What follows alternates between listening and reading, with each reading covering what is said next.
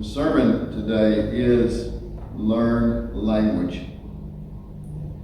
I'm not asking you to learn Hebrew, Aramaic, and Greek, but I do want you to learn how language changes over time and how what is written in our Bibles, even our English Bibles, the actual words have changed in meanings over times.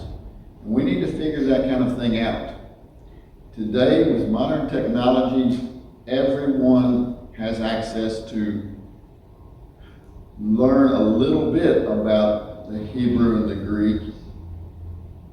You don't have to know how to speak the language. You don't have to be fluent in the tongue in order to learn the original meanings of the words and put that into the context in which the scripture is written. So we're going to go through some things today. And I'm going to talk about some English words to start with. Kind of weird to start off with the word goodbye, isn't it? You ever look at that word? How's that spelled? Why is there an E on the end of that word? That's interesting, isn't it? You see, goodbye to us is a word we say when we are departing from someone's presence. And that's about as far as the meaning goes for us. But that word goodbye is actually a contraction. It's a contraction of three words melded into one. And in fact, the first part, normally contractions take letters out. The first word got a letter put in. Goodbye is a contraction for God be with ye. Actually, that's four words. God be with ye. That is Old and Middle English. And they started saying it so fast. We have shortened goodbye into just bye. But if we say goodbye, we're actually using the contraction of God be with ye. And that little E is why we still have that letter in our word goodbye, or the word bye. Next word is school. School. When we think of school, here in Blacksburg, we might think of Harding Road Elementary, or Blacksburg Middle School, or Blacksburg High School, or even Virginia Tech. That's what we think of when we think of school. But if you delve into the etymology, and etymology is just the study of the history of words throughout time, how they developed, how they came to be. And the first way we use it is a noun. Like I said, we think of the schools around, the buildings, the structures where our children and young people go to learn things. It's a noun, and in Old English it was considered an institution for instruction. That kind of fits the way we think today, doesn't it? Very similar. In in Greek, older Greek, it meant spare time or leisure or ease. Or most importantly, stopping work to learn. You see, in America, we have a lot of leisure time compared to our predecessors. Especially even when this country was being founded and up through probably in the early 1900s. We did not have a lot of leisure time. You worked to live. You farmed, you hunted, you fished. You made your own clothes. You didn't have a washing machine to wash them. You didn't have a dishwasher to wash and dry your dishes. We didn't have all these modern things. So there was always work to be done. Farmers still feel that pretty much. But even farmers have equipment now that we didn't have 125, 50 years ago. The equipment has improved over time. You know, the tractor's about 100 years old in the forms that we know it of today. But the ones today are no comparison to the old Ford tractors like the 8N, 9N Fords. You farmers know that. Today, your tractor might cost as much or more than the house I own in Roanoke County cost me and Stephanie. It's got four-wheel drive, an enclosed cab, air conditioning, heating, music systems in them, radios. Now they're even developing tractors that the human don't even have to get in. Just operate a remote control. So sitting in an office chair running your tractor would be a whole lot more comfortable than in that seat bouncing around, huh, Arnold? What you think? So when the Greeks used the word developed into our word school, the only way you got to go to school was when you stopped your work. I've heard many stories, my grandfather included, dropping out in the 3rd, 4th, 5th grade because you had to go to work to help support the family. Boy, that's unheard of today. You get in trouble if you try to say, well, this kid's done his learning in the 3rd or 4th grade. That come take your kid away from you, maybe even lock you up. Kids pass around in school, they pass around sickness so much that they have to miss school because the school has these rules. You don't come to school with these certain symptoms. And then when that happens too much, the parents get a letter saying, oh, your kid's missing too much school. Well, what are you supposed to do?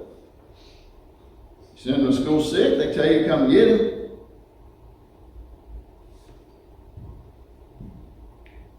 When I was developing this, the words just came to me that we should look at. And then last night, while I was working on something else, I had computer problems in addition to car problems this week, it hit me. We're talking about the word goodbye, and then the next word is school. How about we put them two together? Goodbye, school. Our schools are all government ran. You remember my sermon a few weeks ago about choosing God or government? Well, all the schools are government ran. And they're institutionalizing your children and grandchildren in order to make them think the way they want them to think instead of the way you want them to think. In Latin, it meant a meeting place for teachers and students. Why aren't parents in that? Modern times, we developed something called PTA, Parent Teacher Association, and that's been changed to something else. I forget what it's called now, but the parents aren't much allowed in the school very much, especially when the instruction is going on. Try to approach any school, Montgomery County, Roanoke County, doesn't matter. Approach any school and try to open the door during instructional time. You're met with a locked door. You cannot get in that school. That was not the case when I was in school, when Stephanie was in school.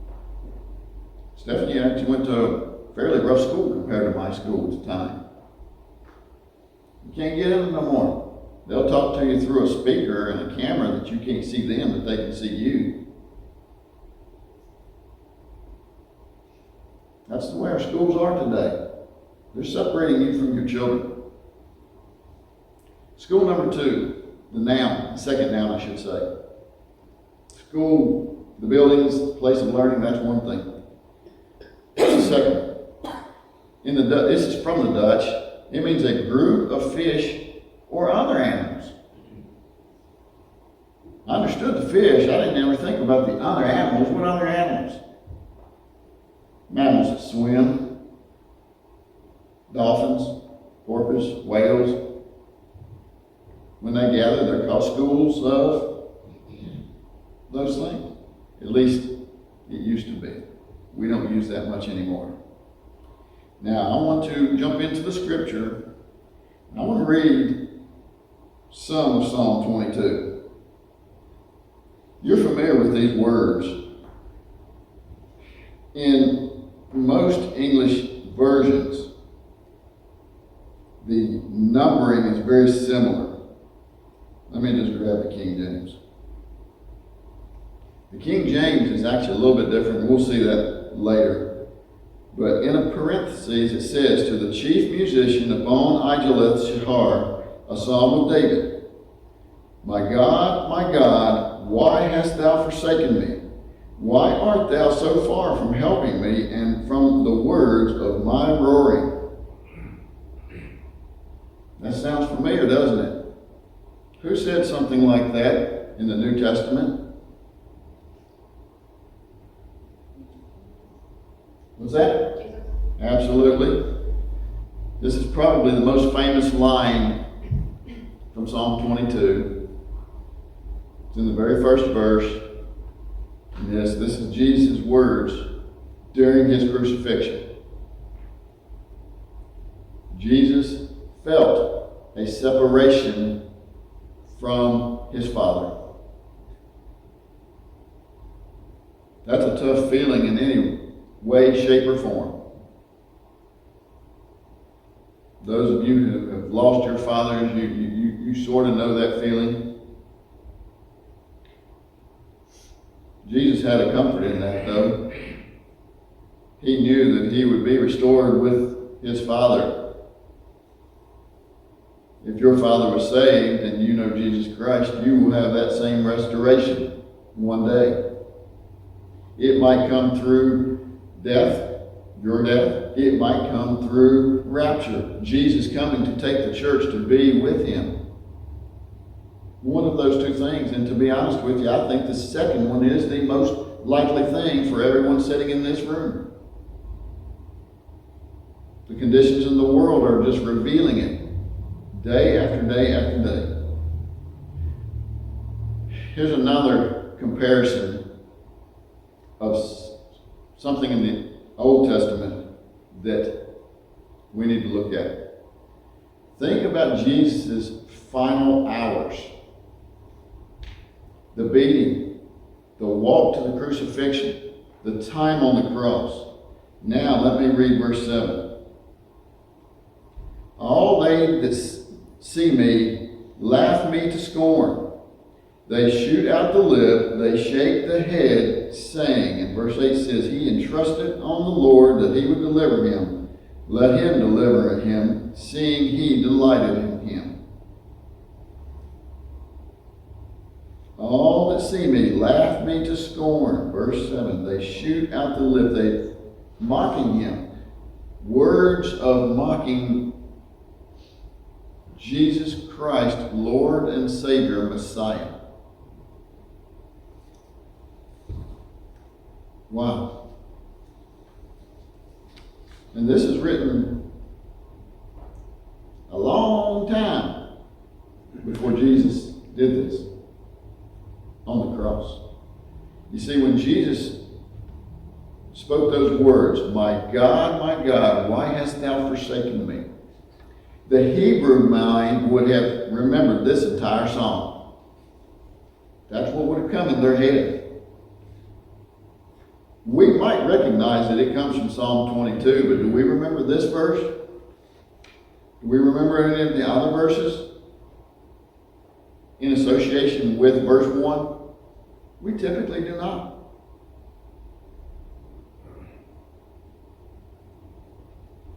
Another verse about Jesus. This is originally about David, but David wrote these words. With dislocated bones.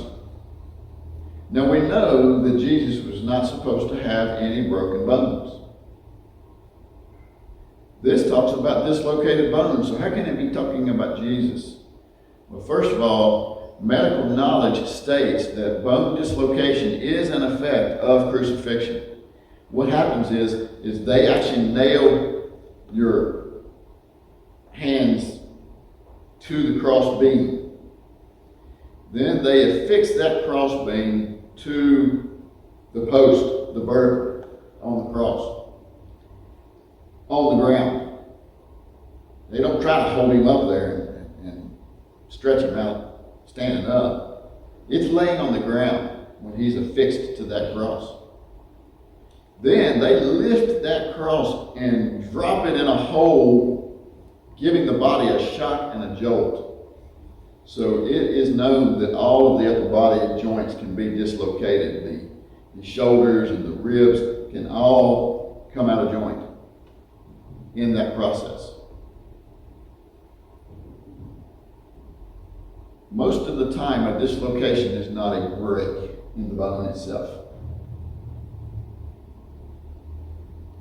If you've ever seen anybody, and I've only witnessed it on TV, if you've ever seen anybody with a dislocated shoulder having that put back into place, that's a rough experience. But the second it goes in, what relief those people express. They can move their shoulder without all that excruciating pain that they were feeling before the dislocation. Yeah, they still have some healing to do. Their tendons and stuff have to go back into place, and all the soft tissue has to heal up. But the excruciating pain is gone from just tiny movements. So yes, Jesus' bones could be dislocated without the bone itself being physically broken, which is very likely what happened on that cross. Now here is a word that appears in only the King James. Verse 21. That's why I picked the King James for this morning. It says, "Save me from the lion's mouth, for thou hast heard me from the horns of the unicorns." And this one here is why I wanted to talk about learning language specifically. You see, the word unicorn has been changed. The English word has changed in meaning. If you go back to the 1800s and pick up a dictionary and look up the word unicorn, if there's a picture there, there's going to be a picture of a real animal that we all know. That's called the rhinoceros. Some have two little peaks come up, some have one. That rhinoceros with that single pointed horn would have been called a unicorn. And because the King James Bible was the most popular version, they took that word unicorn and they made this mythical creature that we all envision, a horse with a single spiral horn sticking out of its forehead. And most of the time it's non-natural colors and sparkles coming off of it. And that's what we picture in our minds when we hear the word unicorn. Then, because they've gotten the language changed, they tell us that we're crazy because the Bible's talking about unicorns. Simply because we don't understand the history of our own language that we use today. You think learning the language might be important? I think so. Especially in a community where learning is held in very high esteem and we don't even know our own history. Because they'll bring up these kinds of things when they try to push you aside and say that the Bible is full of myth and stories that can't really happen. That's one of the things they'll pull out. They'll pull out Psalm 22:1. There's other places that says unicorn too. I didn't look those up, but there are other places that the word is there. So we have to have a knowledge of our own language in addition to the history of the biblical languages where our Bibles come out of. Most of our modern English translations use the word oxen. And that comes from probably a better interpretation of the word that got translated into the word unicorn. They would have known oxen in Jerusalem at the time this was written. And the etymology of the Hebrew supports the word oxen for being used there. You see, when I say the word cow, what's a cow? It's something Arnold raises, isn't it? But there's technical definitions. What's a steer? What's a bull? What's a heifer? You see, you got to know all those definitions in order to understand the farmer that raises them.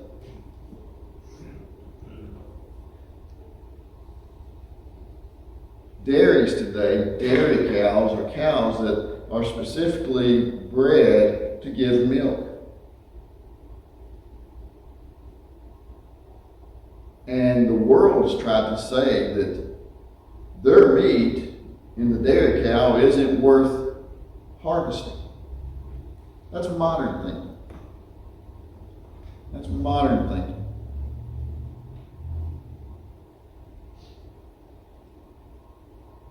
I personally buy milk from a farm in Franklin County. And when a dairy cow has a little boy cow, what you go do with that cow? That little tiny bull? What you go do with him? The industry says he's no good because he ain't producing milk and he's from a dairy breed. Why not raise him up and harvest him for food also? And that's what this farm I buy the milk from chooses to do. So you can walk into this store that in Virginia you have to sign up to be a herd share member in order to get the milk. Special laws because what man survived on for 5,000 years is suddenly dangerous and horrible, and you'll die from it if you drink it. Now we call it raw milk. See, we've changed the language. I dare you to find the words raw milk in the Bible. And guess what? That's what they drank. They did not pasteurize it. They certainly did not homogenize it. That takes a machine. How about we change the language back? How about we call what is now called raw milk? How about we call that milk and what you buy at Kroger, Food Line, and Walmart? How about we call that adulterated milk? Because it is. It's not the way it come out of the cow. All for your safety. Although we got 5,000 years of history of people drinking milk that was perfectly safe and extremely healthy, very nutritious. You see, the dairy cows that I get the milk from, they roam their pastures. They are rotated every day to a new pasture. That ground is allowed to stay fertile. It's not depleted of the nutrients in the soil by continually grazing the grass down to where there's nothing left but dirt. Today, you can buy milk in the grocery stores that the cow has never seen grass. Think about that. There are farms where the cows never touch a pasture. All of their food is coming from a meal. The meal gets its grains and ingredients from farms that are full of chemicals like glyphosate. It's not as safe as what they promote. It comes from fields that have been fertilized because they have depleted the soil because they cut it down all the time, not allowing a regenerative form of soil and plant matter. So what the cow's eating is not good for it. Now they got to inject the cow with all kinds of chemicals to make it safe because it doesn't have the natural protections that come out of the ground that God provided. Then they take that poor quality milk and they heat it up to 160 degrees, 161, something like that, for a certain amount of time and call it pasteurization to kill all the living matter in it. The problem is that pasteurization does not kill all of the bacteria in the milk. If you don't believe me, go to Kroger today, get you a jug of milk, and set it on your counter and open it up in a couple days and tell me what you smell. It's rancid, it's terrible. You will get sick if you drink that. The milk that Stephanie and I buy or obtain from a herd share has all the natural organisms in it. There are both good and bad, and they are testing it. It is tested for good and bad bacteria. See, we don't realize there's such a thing as good bacteria. The good bacteria take care of the bad bacteria. And if the levels of good bacteria are not high enough, they will not put that milk in the bottles. It will be used for other purposes, typically like for fertilizer on the ground. The good bacteria outweighs it. How do you make cheese? You age milk. Why does that work? Because you have good bacteria in there that is producing nutritious enzymes that go into your gut to help your gut process its own food. Your gut has more bacteria in it than the number of cells in your body. Your whole body. Not just your intestines. Your whole body. More bacteria in your gut than cells in your body. Think about that. And every time you go and get a colonoscopy, you deplete all of those organisms. Then you wonder why you get sick.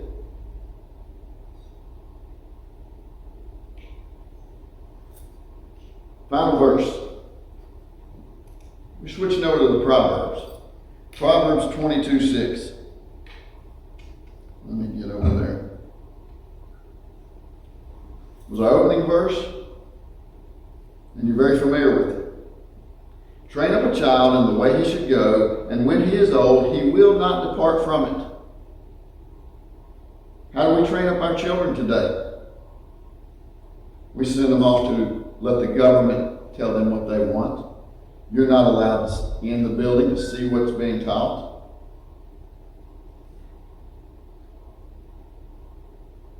Train up a child in the way he should go. Train up means others, teach, give instruction, start out a youth. That's our English thought processes behind that phrase, train up. Most of the translations use the word train up. But a few of them use those other words there. There's a translation that says, if you teach a child the way he should go. There's a translation that says, if you give instruction to a child in the way he should go.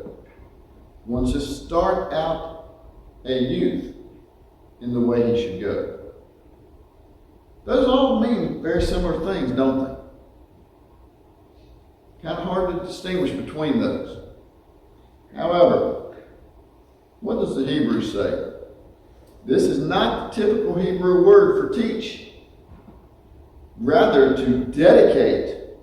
And that dedication has a hint of consecration, which means it should say, train up a child in God's ways. or dedicate a child to God's ways. If you're dedicating a child to God's ways, that child will very easily recognize problems even if they go into a public school. I promise you that, because my parents, although they didn't go to church, they were both raised by people who took them to church, and they were trying to instill that into us even without church. And I can remember in kindergarten, I know the one person that I can ever remember that got sent to the principal office for a little backside warming. This is right before they started taking it out of the public schools in Virginia. You know there are states that still allow, other states still allow, they call it corporal punishment. It's spanking. Another biblical thought process. I'm not going to say his name, but I can give you the guy's name that got sent to the principal. I don't remember what he did, but I remember him doing something. I said, that's not right. And they hauled him to the principal's office, and when he come back, smirky grin on his face, because he knew that everybody knew what had happened when he went to that office. But if we're dedicating our children to God and training in His ways, this world would be a completely different world. The town of Blacksburg would not have beer cans all over it Saturday morning, Sunday morning, even Monday mornings. And some weeks, all week long, they appear out here. One of our cleaners knows it very well. She spent a lot of time picking up trash and beer cans yesterday. I saw her. I was trying to finish the slides. She didn't even know I was watching her, did you? Takes a while to clean all that mess up. And this is just one little part of this block. And it's all up and down this town.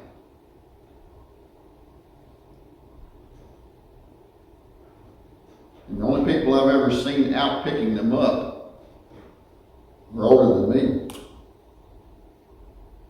I'll never forget one of the first weekends we spent here. I woke up and somebody's coming down Roanoke Street with a bag, filling it up with beer cans and bottles from the night before, and looked right elderly. I haven't seen him for a long time. Who's going to be cleaning that mess up as we age out of the ability to do that? How about we correct it when they're young and we don't have to clean up behind them? Nobody's teaching them at Virginia Tech to come behind themselves and clean up behind themselves. Last night, someone fell to the ground, drunk as could be, right beside the parsonage. That's the second time in about a month or so. One fell out of a car, and this person was actually walking, and their friends were trying to get them somewhere. And they eventually got somebody to show up with a car that they could put them in. They're not being trained up in the ways of God. And they're certainly not getting it at the schools. How about we start saying, goodbye, school.